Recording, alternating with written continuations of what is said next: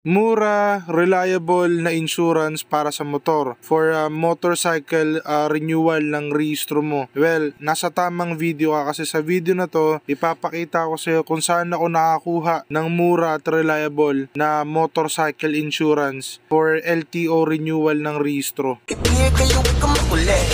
Pinigiling yung babae, pababa. Isinuruhan, pwedeng malala. Hanggang kamagan ko yung ginawa. Puro kami maangas pagpapita sa labas. Maluwag lahat pagpapita sa taas. Bakit kami dito malupit ang mga swag. Pag ako nagtagi lang muna tas smooth lang. Sa kasal tumatagi, tagi. Nasa club tumatagi, tagi. Sa kasal tumatagi, tagi. Nasa club tumatagi, tagi.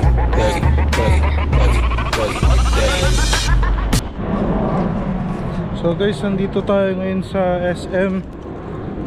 Bale, kukuha tayo dito ng insurance ng motor. Kasi balita ko, meron daw ditong mura na insurance para sa motor, halagang 315 or 350. Kesa kung kukuha tayo ng insurance sa Cebuana or sa ibang insurance, nasa 450 to 750 insurance dun. Dito kung kukuha tayo ng insurance dito is nasa 315 lang daw. So dito natin susubukan kumuha ng insurance.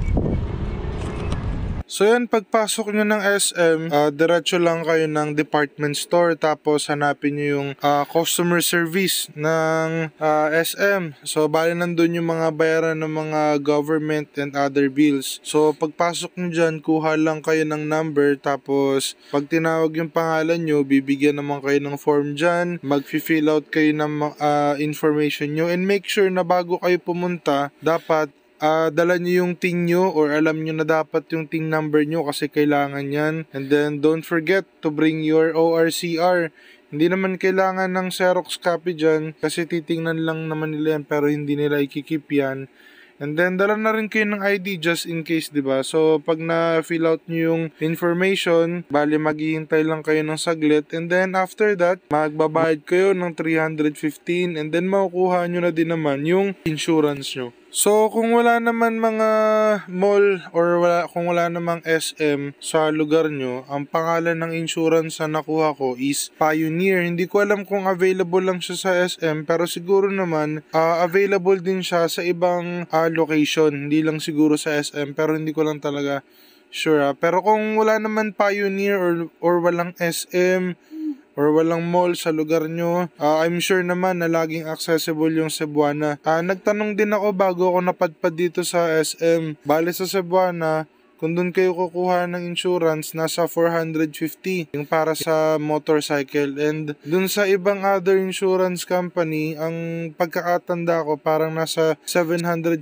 ata yung insurance nila for motorcycle. So bale nagtanong-tanong lang din talaga ako, and then yun nga, awa ng Diyos, nakita ko yung Pioneer, which is available naman sa mga SM customer service. So nag-grab na ako ng opportunity na mas makamura, diba? So yun lang. Keep in mind din pala, kung pipili kayo ng insurance, ibase nyo din dun sa benefits na makukuha nyo. Bale, nagbavari naman yan sa mga benefits na makukuha nyo.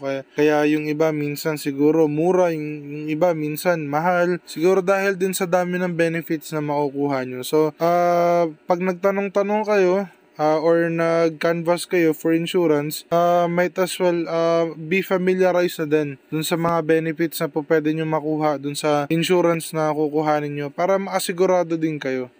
So yan guys, nakakuha na tayo ng insurance dito sa SM. Pabalik na tayo, kukuhanin na natin yung motor na ipapa-rehistro ulit natin for renewal.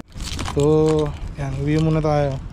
So after ng video na to, gumawa din ako ng video para naman sa pagpaparenew ng motor as of year 2025. Ang init. Shit, grabe ang init. Grabe ang init. Ouch.